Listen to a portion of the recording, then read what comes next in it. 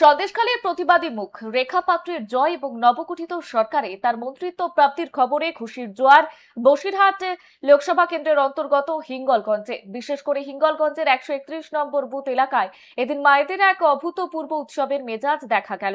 এদিকে গ্রামেরই ঘরের মেয়ে তথা স্বদেশখালীর ভূমিকন্যা আজ রাজভবনে মন্ত্রী হিসেবে শপথ নেবার আনন্দে মেতেছেন স্থানীয় মহিলারা।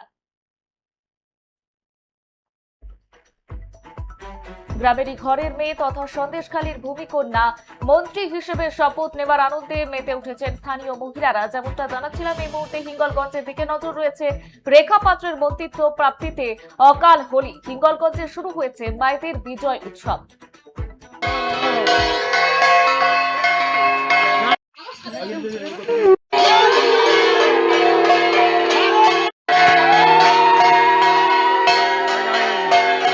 এই যে একটা আনন্দ করছে কেন?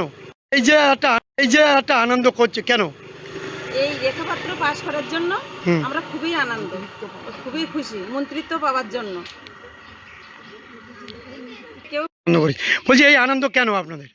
হিঙ্গলগঞ্জের বিধানসভায় যে রেখাপত্র পাস করেছে তার জন্য আমরা খুব গর্বিত। আমাদের এখানে কেউ এত আমাদের সুরক্ষা দেয়নি আর দিচ্ছে না। যে তৃণমূল আমাদের যে নির্যাতিত করেছে মা বোনেদের, তার জন্য আমরা খুব দুঃখিত।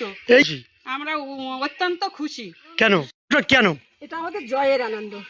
দীর্ঘদিন ধরে আমরা যে কোনো একটা মানে মেয়েদের সুরক্ষা বলে আমাদের কিছু ছিল না, আমরা ভীষণ কষ্ট পেয়েছি।